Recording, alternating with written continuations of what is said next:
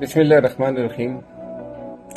آج ملک 8 اکتوبر 2024 کو شام یہ ویڈیو میں بنا رہا ہوں۔ میری صحت کے حوالے سے سوشل میڈیا پہ بہت ساری خبریں گردش کر رہی ہے اور حالیہ دھرنے اور احتجاجوں میں میری عدم شرکت کے حوالے سے میری بیماری کو بہانے کے طور پہ بھی اجاگر کرنے کی کوشش کی گئی، تو اس حوالے سے میں ضروری سمجھتا ہوں کہ حقائق عوام کے سامنے رکھوں۔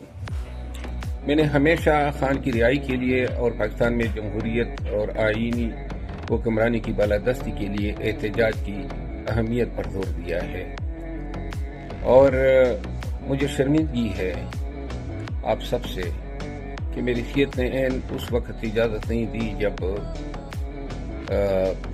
ورکرز نے اور پاکستانیوں نے ہمت باندھی، اور خدا کی قسم پاکستانیوں کی یہ ہمت دیکھنے کے لیے میری آنکھیں ترس گئی تھی۔ 9 مئی کے بعد جس طرح قوم کو ڈرایا گیا تھا، یہ ڈی چوک پہ دھرنے میں اور لاہور جلسے میں اور پنڈی کے جلسے میں جس طرح عوام نے جرأت کا مظاہرہ کیا، یہی وہ خواب تھا جو میں نے دیکھا تھا۔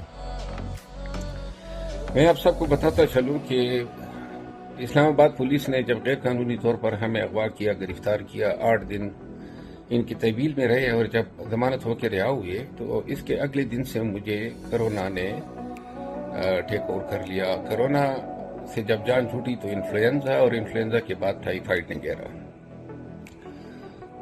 بہت ساری بیماریاں جو ہیں، اس سے نکاہت بھی ہوئی، وزن بھی کم ہوا، اور لیور فنکشن ٹیسٹ جو ہیں وہ بھی صحیح نہیں آیا۔ وزن بھی میرا جو ہے تقریباً 10 کلو کم ہوا ہے۔ زہر خورانی کے حوالے سے سوشل میڈیا پہ باتیں گردش کر رہی ہے۔ میں اس حوالے سے آپ سب کو بتاتا چلوں کہ جو بیماریاں مجھے لاحق ہیں وہ میں نے آپ سب کو بتا دی، اور ان خبروں میں کوئی صداقت نہیں ہے کہ مجھے زہر دیا گیا ہے، اگرچہ میں نے ابھی ٹیسٹ کرائے ہیں اور بھیجے ہیں، لیکن ایسے کوئی سمپٹمز نہیں ملے ہیں۔ لیور فنکشن ٹیسٹ اور یہ بیماریاں جو ہیں، ان سب نے جو ہے میرا حال خراب کیا ہے، اور ان حالات میں مجھے دعاؤں کی ضرورت ہے۔